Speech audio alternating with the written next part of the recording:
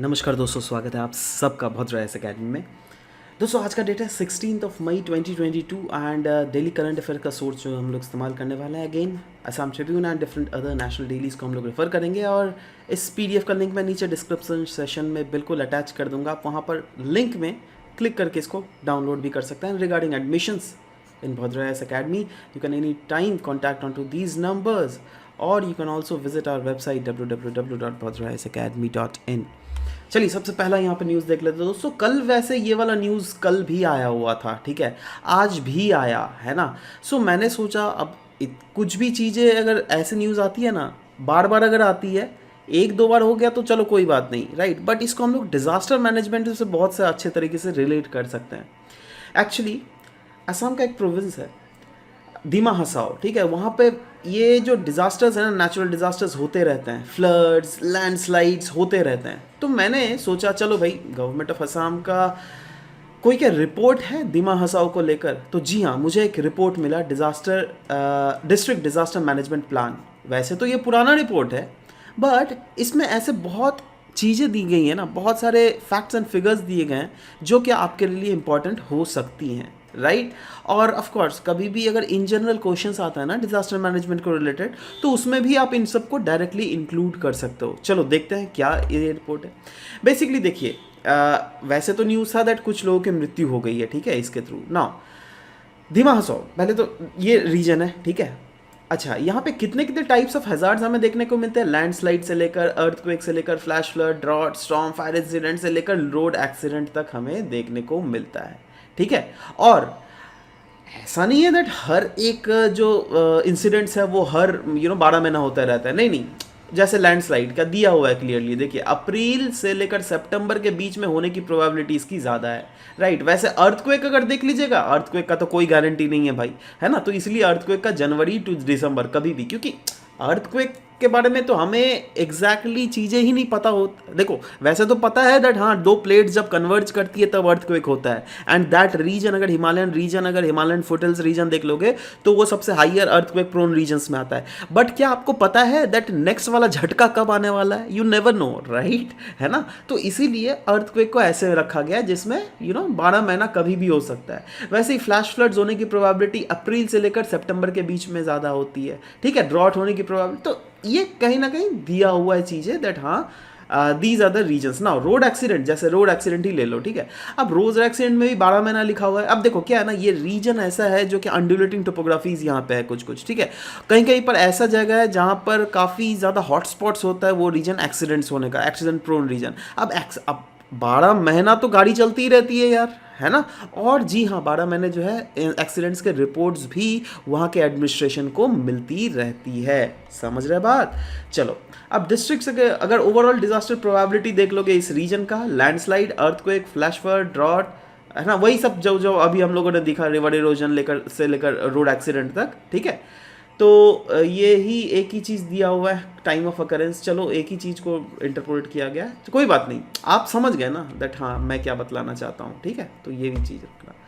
Next भी Assam Tribune से, वैसे तो ये हर एक न्यूज़पेपर ने कवर किया है, एक्चुअली हिस्ट्री रस दिया गया है। बेसिकली बैडमिंटन टूर्नामेंट में इंडियन टीम ने बेसिकली फर्स्ट पोजीशन हासिल किया, तो इसीलिए यहाँ पे बोला गया लास्ट 4, अगर 1979 से देख लीजिएगा, अभी तक हम लोग लास्ट 4 स्टेज में भी नहीं पहुँच पाते थे, है ना।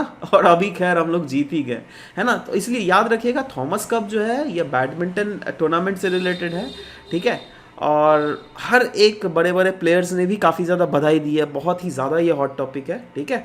तो एज ये यूपीएससी में प्रोबेबिलिटी पूछने का तो कम है, बट हाँ यू नेवर नो, क्योंकि 2021 में यूपीएससी ने आपका स्पोर्ट्स से भी पूछना स्टार्ट कर दिया है ना। तो ये अभी इस साल तो शायद ही पूछा जाएगा, क्योंकि अभी तक ऑलरेडी यूपीएससी का क्वेश्चन बन गया होगा, ठीक है। तो अभी थोड़ा ना बैठेंगे क्वेश्चन बनाने, ठीक है। तो इस साल तो यूपीएससी में खैर आएगा ही नहीं है चीज़, ऐसा ज़्यादा प्रोबेबिलिटी है, बट नेक्स्ट ईयर से आ सकता है, यू नेवर नो। और हाँ, आसाम के लिए तो बहुत ज़्यादा इंपॉर्टेंट है, और डिफरेंट अदर सिविल सर्विसेज के लिए भी अगर आप प्रिपेयर कर रहे हैं तो make sure that you do it, right. Next Devasahayam Pillai. देखो दोस्तों, देवाश्यम पिल्लई जो थे ये इंडिया के पहला ऐसे लेमन है जिनको सैंड घोषित कर दिया गया है। From which religion? From Christian religion, ठीक है। 18th सेंचुरी में इनकी जन्म हुई थी। स्पेसिफिकली अगर देख लीजिएगा 23 अप्रैल, जी हाँ 23 अप्रैल 1712, तो इसको तो 18th सेंचुरी ही ना करेंगे। 18th सेंचुरी मतलब क्या होता है, 1701 से लेकर 1799, है ना, मतलब 1700 से लेकर 1799, माफ़ कीजिएगा, इस रीजन टाइम फ्रेम को 18th सेंचुरी बोलता है। तो जी हाँ, इनका बॉन्ड 18th सेंचुरी में हुआ था। कहाँ पे, तमिलनाडु के कन्याकुमारी डिस्ट्रिक्ट में, ठीक है। और अभी न्यूज़ में इसलिए था क्योंकि रोमन कैथोलिक चर्च जो कि वेटिकन सिटी में है, वहाँ से पोप फ्रांसिस ने इन्हें बेसिकली सेंट, वैसे तो सेंट घोषित कर दिया था, बट कल जो है ना इसमें प्रॉपरली उनको होता नहीं है दैट, जैसे अगर इंडिया जीत गया कोई कप, तो कप देने का एक ऑर्गेनाइजेशन मतलब फंक्शन होता है ना, तो वही वाला फंक्शन बेसिकली 15 तारीख को हुआ था, ठीक है। यही आपको याद रखना है। अच्छा, he is also known as Neelakanda Pillai before embracing Christianity. इनसे पहले लेकिन इनका नाम यही था, फिर बाद में इनका नाम चेंज हो गया टू देवाश्यम पिल्लई, ठीक है। He went to serve in the court of Travancore Maharaja. अच्छा देखो, इनका ये स्टोरी बेसिकली बोला गया है दैट पहले तो ये नीलकानंद पिल्लई थे, और इनकी जो जन्म भी हुई थी broad and brought up basically temple priest के खानदान में इनकी हुई थी, ठीक है। बट जब ये मराठंदा वर्मा जो क्या त्रवणकोर के महाराजा थे, उनको उनके कोर्ट में सर्व करने गए थे ना, तो अब उनकी मुलाकात हुई डच नेवल कमांडर से, ठीक है, जो कि क्रिश्चियन थे। अब डच का नेवल कमांडर जी ने इन्हें क्रिश्चियनिटी कैथोलिक फेथ के बारे में समझाया, ठीक है। और जब से इन्हें सर समझाया, तभी से यह बेसिकली अपना धर्म इनका चेंज हो गया, and he become Catholic in the year 1945, ठीक है। और बाद में इनको टाइटल भी मिला था देवाश्यम का, ठीक है। And he has faced wrath of Travancore state. जी हाँ दोस्तों, अब इन्होंने धर्म चेंज कर लिया था, तो वहाँ के जो हिंदूज थे तो they were quite angry with his conversion, है ना। और इसीलिए इनको 1952 में इनको शॉर्ट डेड कर दिया गया था। जब ये इस फॉरेस्ट में जा रहे थे ना, तब इनको सीधा गोली मार दिया गया। And he was first approve for sainthood in February 2020। मतलब वैसे तो 2000 में ही इनको अप्रूवल लेटर मिल गया था दैट हाँ इनको सेंटहुड घोषित किया जाएगा, बट डेट जो था यह था 15 मई 2022, ठीक है। सिर्फ इतना ही है। कल्चरल हिस्ट्री पर्सपेक्टिव से बहुत ज़्यादा इंपॉर्टेंट है ये, है ना, इसीलिए। नेक्स्ट अगेन असम ट्रिब्यून से लिया गया। डिफरेंट अदर नेशनल डेलीज भी इसको बहुत ज़्यादा कवर कर रही है। क्यों? क्योंकि फिनलैंड ने बोला है दैट हम लोग नाटो को ज्वाइन करेंगे। वैसे तो देखो, आपको पता होना चाहिए दैट मैंने इस न्यूज़ को और भी एक बार कवर किया था, जहाँ पर सीधा रशिया ने वार्न कर दिया था, अगर फिनलैंड या स्वीडन अगर नेटो को ज्वाइन करती है, तब जो है बहुत बुरा हो सकता है। हम जैसे यूक्रेन पे अटैक किए वैसे आप पर भी अटैक कर देंगे, है ना। तो देखो, अभी ही अच्छा सिचुएशन है इनके लिए नेटो को ज्वाइन करने का। क्यों बताओ? क्योंकि अभी रशिया वॉर में है यूक्रेन के साथ। रशिया यूक्रेन के साथ पा नहीं रही है, क्योंकि यूक्रेन को पूरा मदद दिया जा रहा है यूरोपियन यूनियन और यूएसए के द्वारा, ठीक है, फुल टू मदद दिया जा रहा है ना। तो रशिया को जो अचीव करना चाहिए था वो नहीं अचीव कर पा रही है। इसका मतलब क्या हम बोल सकते हैं? रशिया ने बिल्कुल मिसकैलकुलेशन कर दिया है। जी हाँ, एब्सोल्युटली, है ना। वैसे तो रशिया ने बिल्कुल उनका सारा नेटवर्किंग टावर सब उड़ा दिया है, ठीक है, बट रशिया को पता ही नहीं था दैट इलॉन मस्क भी इनका मदद कर सकते हैं। तो इलॉन मस्क का तो आपको पता ही है, स्टारलिंक सैटेलाइट के थ्रू जो है ये इनको सारा सर्विसेज फैसिलिटीज़ मिल रही है बेसिकली यूक्रेन के गवर्नमेंट को, ठीक है। इसलिए यूक्रेन की गवर्नमेंट को कोई टेंशन नहीं है ना। बट एनीवेज, वैसे तो आपको पता रहना चाहिए दैट कौन कौन से ऐसे रीजन है जो कि नेटो के अलाइड है नेटो में, और कौन कौन से ऐसे रीजन है जो कि नेटो में नहीं है। तो देखो, ये वाला देख लो, ये वाला रीजन, ये सब जो है ना नेटो में है, ठीक है। वैसे ये देख लो, ये सब मतलब पहले से थे, जैसे यूके, फ्रांस, है ना, बाद में आया जर्मनी, बाद में आया ये सब कंट्री रीजन जैसे पोलैंड, है ना, रोमानिया। तो ये सब जो है ये बेसिकली नेटो के ही बेसिकली पार्ट है, ठीक है। बट कुछ कुछ ऐसे रीजन्स है जैसे यूक्रेन ने बोला था ज़रूर दैट नेटो ज्वाइन करेंगे, ठीक है, बट उसी के कारण ही तो वॉर चल रहा है ना। और एक ये बोला गया था एप्लीकेशंस एक्सपेक्टेड, मतलब दीज आर द रीजन्स जिसमें बोला जा रहा है दैट हाँ ये लोग भी अभी एप्लीकेशन फाइल करने वाला है नेटो को ज्वाइन करने के लिए, ठीक है। वैसे लेकिन आपको और भी एक न्यूज़ बता दूं, ये दूसरा न्यूज़ था लेकिन वो मैंने इंक्लूड कर दिया क्योंकि अगेन ये न्यूज़ इन ट्रांजिशन है, तो आपको जानना रहना पड़ेगा ना दैट क्या न्यूज़ चल रही है, क्योंकि यू नेवर नो, कल को अगर कुछ ऐसा न्यूज़ आ गया जो कि फैक्चुअल बेस्ड न्यूज़ हो, तो at least we could know about it, right. So anyways, a senior Putin ally ने बिल्कुल थ्रेट किया है दैट देखो अगर यूके इसकी मदद कर रही है अभी यूक्रेन को, ये तो मदद करना बंद करो, पहले तो यूक्रेन मतलब यूके को बोला गया है, साथ ही साथ ये भी थ्रेट दे दिया गया हम लोग ऐसा भी हमारे पास न्यूक्लियर हथियार है जिसको अगर हम अंटार्कटिक सागर में भी फोड़ दिए ना यहाँ पर, तो पूरा एकदम न्यूक्लियर फ्लड आ सकता है आपका जाकर पूरा मतलब यूनाइटेड किंगडम्स में, ठीक है। तो ऐसा ये सब धमकी देना वाना चल रहा है ना। Next, chief election commissioner Rajeev Kumar ji, जी हाँ राजीव कुमार जी हमारे नए चीफ इलेक्शन कमिश्नर है। चलो ऐसे पर्सन न्यूज़ तो पहले आता था क्वेश्चन, अभी नहीं आता है, but you never know UPSC का कभी कुछ पूछ ले, बट हाँ आप लोग को पता रहना चाहिए राजीव कुमार जी को नया चीफ इलेक्शन कमिश्नर घोषित किया गया है, राइट। नाउ कॉन्स्टिट्यूशन के किस आर्टिकल में इलेक्शन कमीशन के बारे में बोला गया है? आर्टिकल 324। क्या बोलती है आर्टिकल 324? आर्टिकल 324 बोलती है दैट इलेक्शन कमीशन जो होता है इनके ऊपर ही दायित्व होता है इलेक्शन का, कोई भी रीजन के इलेक्शन का सुपरिटेंडेंस, डायरेक्शन, कंट्रोल और प्रिपरेशन, किनका? इलेक्टोरल रोल्स का। जैसे इलेक्टोरल रोल्स में जैसे होता नहीं है दैट आपका नाम इलेक्शन के उस रोल में है क्या नहीं, होता नहीं है दैट आप अल्टीमेटली हम लोग सबको वोट देना जाता है ना जी, तो एक पहले लिस्ट निकलता है ना, उसी लिस्ट को कहते हैं इलेक्टोरल रोल, ठीक है। तो उसके सुपरिटेंडेंस का काम ओवरऑल लोकसभा के इलेक्शन में या फिर स्टेट लेजिस्लेटिव के असेंबली के इलेक्शंस में, ठीक है, वो मेन जो दायित्व होता है वो चीफ इलेक्शन कमिश्नर का ही होता है, राइट। इसको वैसे 1950 में सेटअप किया गया था, इनफैक्ट 25 जनवरी, इसीलिए 25 जनवरी के दिन हम लोग नेशनल वोटर्स डे भी सेलिब्रेट करते हैं। बट चलो और कुछ और भी फैक्ट्स जान लेते हैं हम लोग इलेक्शन कमीशन के बारे में, ठीक है। इलेक्शन कमीशन जो है कंसिस्ट किया जाता है दोस्तों चीफ इलेक्शन कमिश्नर का और डिफरेंट अदर इलेक्शन कमिश्नर्स भी होते हैं। बेसिकली 2 इलेक्शन कमिश्नर अदर होते हैं, ठीक है, और ये एक होते हैं, मतलब टोटल कितना हो गया? 3, ठीक है। और अपॉइंटमेंट जो होता है ना चीफ इलेक्शन कमिश्नर का और डिफरेंट अदर इलेक्शन कमीशन का, वो डायरेक्टली प्रेसिडेंट के द्वारा किया जाता है, ठीक है।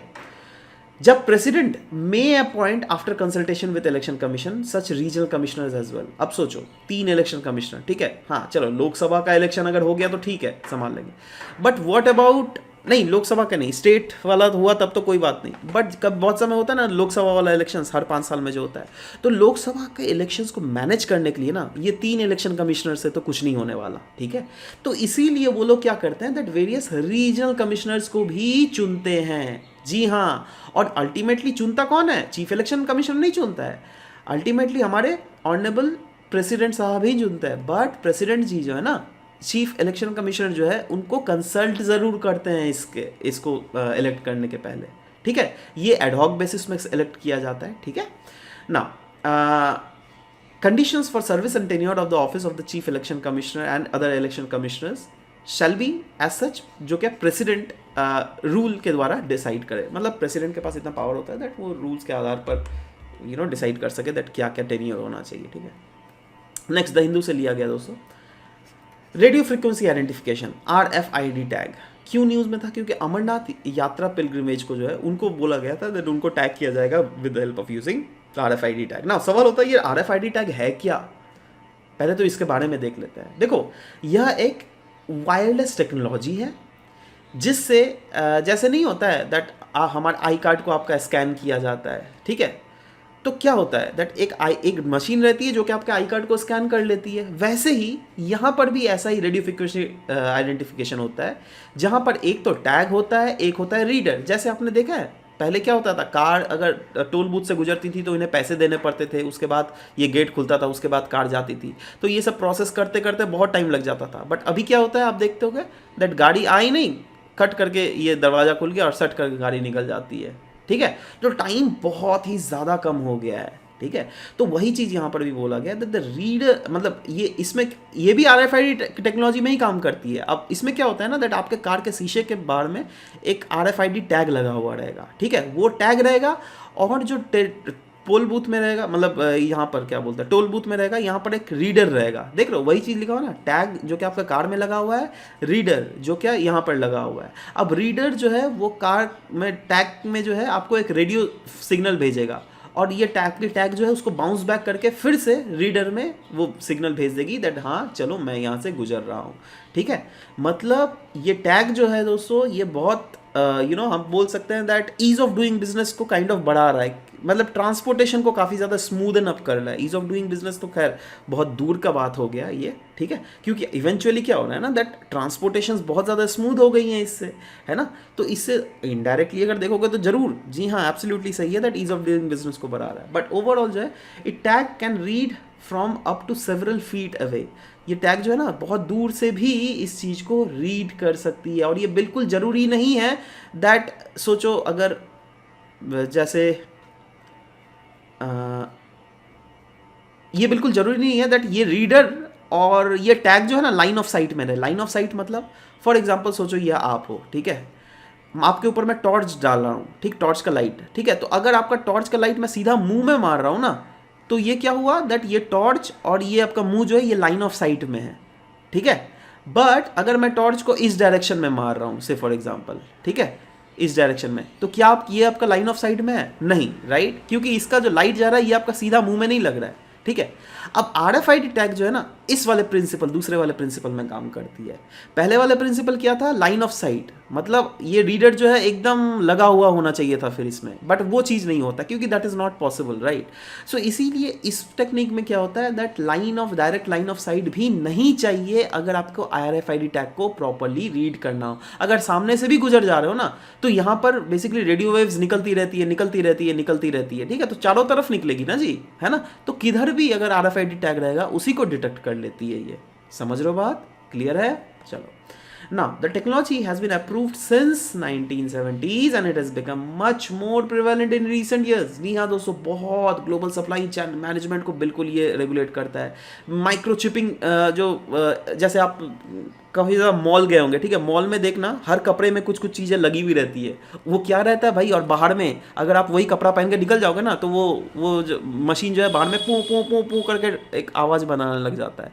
वो क्या है? यही तो है ना, समझ लो बात। तो इसीलिए ये बहुत ही शानदार टेक्नोलॉजी है एंड इसका काफ़ी ज़्यादा यूटिलाइजेशन हम देख रहे हैं ना। Technology related questions past year में बहुत ज़्यादा पूछे गए हैं। जैसे देखो, विजिबल लाइट कम्युनिकेशन टेक्नोलॉजी के बारे में पूछा गया था। एक्चुअली इस समय न्यूज़ में था, इसीलिए ये सब पूछा गया। ऐसे जो न्यूज़ में नहीं रहता है ना, वो सब चीज़ें नहीं पूछती है यूपीएससी, है ना, यूपीएससी भी ऐसी है।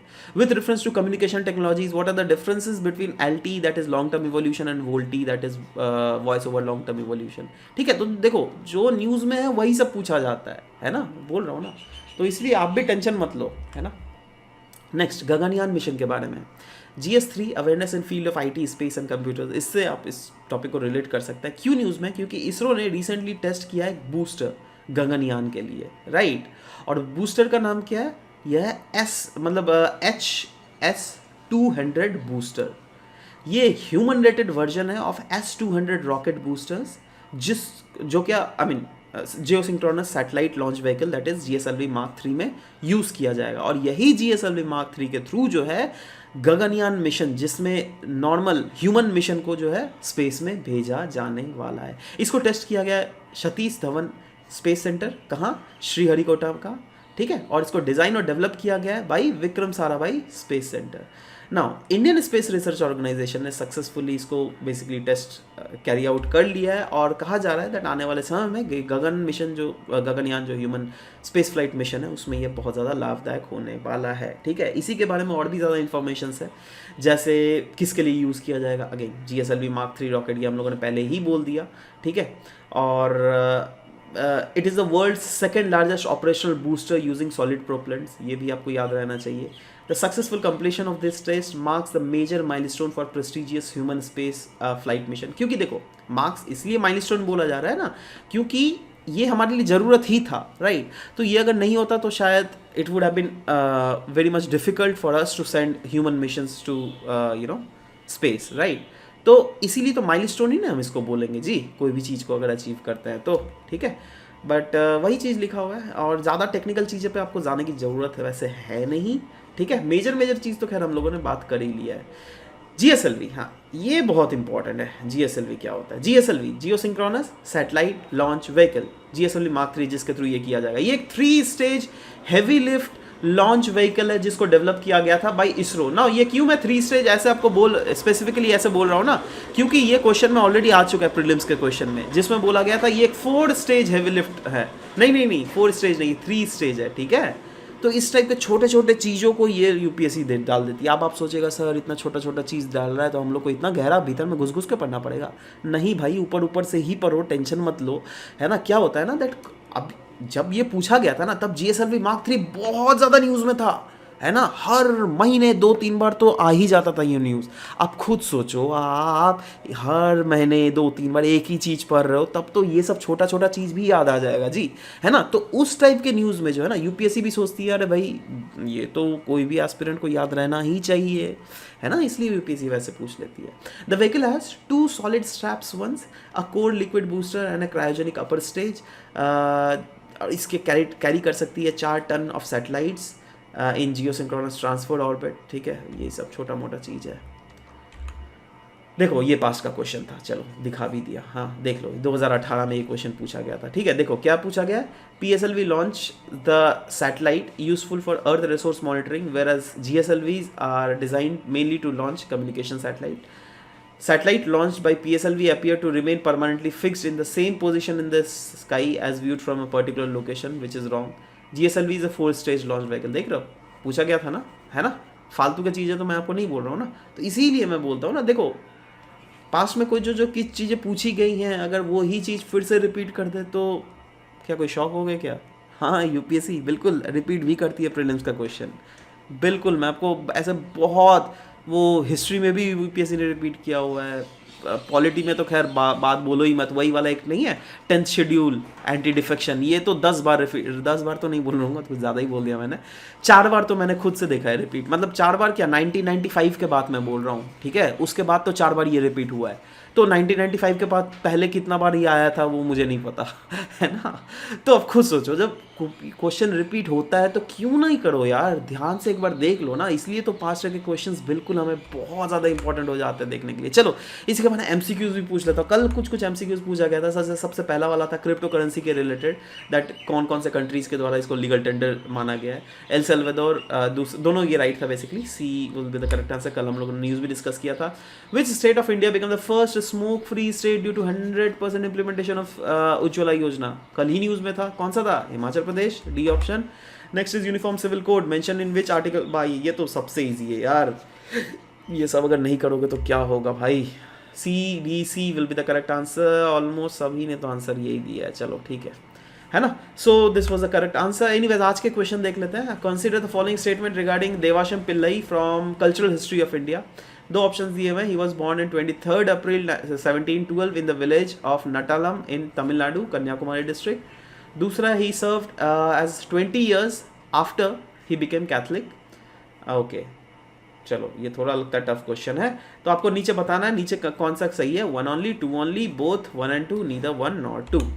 Next is consider the following statements, है ना। पहला है election commission of India is a 5-member body. दूसरा है union ministry of home affairs decides the election schedule for the conduct of both general elections and by elections. तीसरा है election commission resolve the dispute relating to splits और merger of recognised political parties. आपको नीचे comment section मतलब बताना है कौन सा सही है, 1 and 2, 2 only, 2 and 3, 3 only।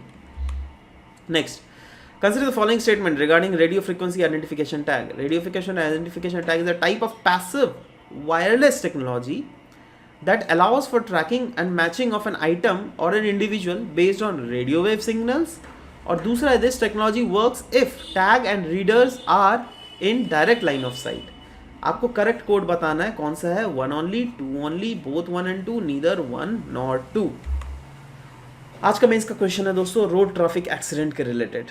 Undoubtedly अगर इंडिया में देख लीजिएगा रोड ट्रैफिक एक्सीडेंट जो है it is one of the major cause of death, जिसको हम आराम से रोका जा सकता है। क्योंकि देखो अब बहुत समय तो ऐसे हो जाता है ना रोड एक्सीडेंट्स के लिए जो है बहुत सारे बिजनेसमैन, बड़े बड़े लोग जो क्या who is earning huge for the earning growth of national economy, ऐसा चीज़ हमें देखने को मिल रहा है। ठीक है, तो डिस्कस बोला जा रहा है, discuss different parameters that should be involve in measuring road safety. क्या क्या पैरामीटर्स हैं जिससे रोड सेफ्टी को मेजर किया जाता है या फिर करना चाहिए, and what are the initiatives already taken by the government. ठीक है, तो दोनों एस्पेक्ट को आपको लिखना है ना। That is pedestrian right and safety के रिलेटेड, रोड में लाइटनिंग के रिलेटेड आप लिख सकते हैं, मोटर लॉस, ट्रैफिक कंट्रोल्स, ये सब का लॉस का प्रॉपर एनफोर्समेंट होना चाहिए, बच्चों को एडुकेट हमें करना चाहिए रिगार्डिंग दिस, राइट। तो यही सब है और क्या है यार, है ना।